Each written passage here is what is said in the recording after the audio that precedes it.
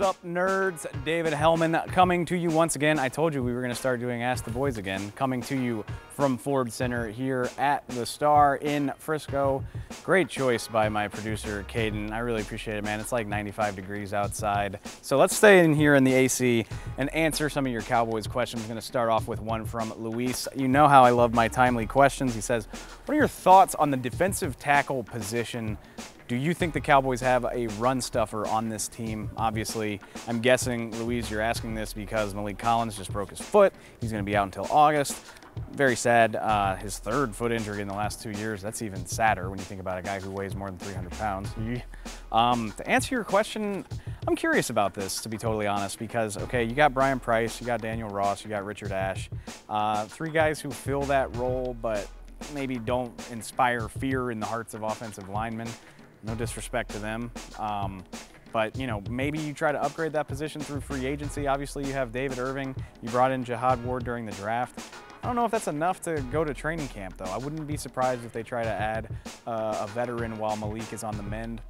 I don't know who it would be. I don't think it would be Jonathan Hankins, so maybe look around the free agent market. If not, then yeah, that trio I mentioned, specifically Brian Price, I think those are the guys you're looking at. So keep an eye on that. I honestly don't know. I don't feel great about it, but it is a good question.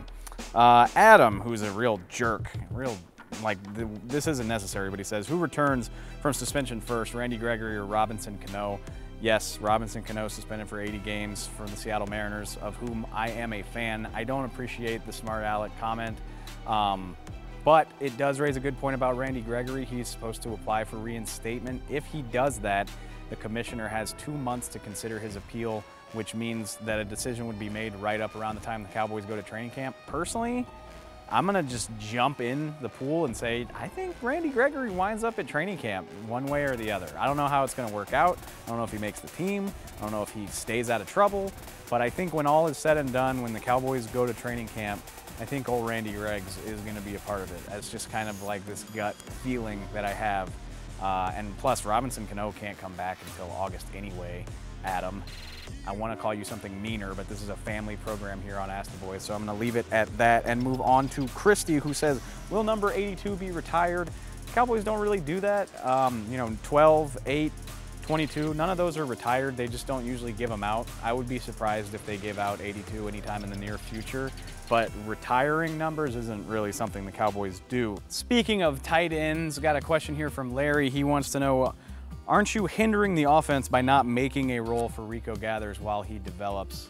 I hear you, Larry. I do, and I know fans want to see Rico Gathers go get the ball. He did it so well during the preseason. I would argue the opposite, which is that if you're a one-dimensional player, which Rico Gathers kind of is right now, you might be hindering yourself by putting him on the field because defenses are going to know what's coming. If you don't trust the guy to block, don't trust the guy to do all those little technician aspects of playing tight end and only go get the ball, defenses are going to key on that. And if I know anything about this Cowboys coaching staff under Jason Garrett, they like well-rounded players who allow them to do all sorts of different things. They don't really carve out specialist roles all that often. So I'm going to take the opposite of that.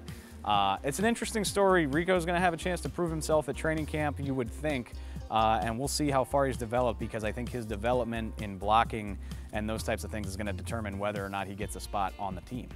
Finishing it up with Miguel. Miguel, this question makes me sad, in all honesty.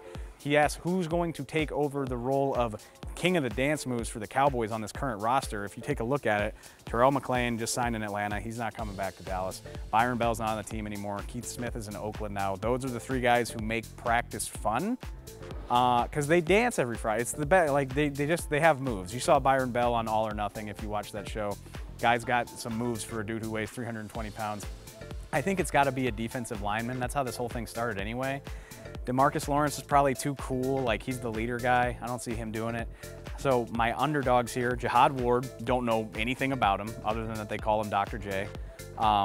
And Dayton Jones, who joined the team last season, kind of undercard. You need your dancer to be like an undercard guy, like a contributor. You know what I mean? Like Ryan Switzer kind of danced last year, which, again, he's gone. But maybe, I don't know, maybe Noah Brown steps up, maybe one of the new guys, Michael Gallup or Cedrick Wilson. But like, your leaders and your stars aren't gonna dance. So you need an undercard guy to do it. I'm looking at Jihad Ward. I'm looking at Cedrick Wilson, somebody like that. Don't disappoint me. Make practice fun again. And let's get to dancing. Not gonna do that here though, because it'll wind up on the internet, but thanks for watching Ask the Boys. If you missed any part of this show or want to see more Dallas Cowboys content, check us out on the Cowboys Now app on any of your connected TV devices.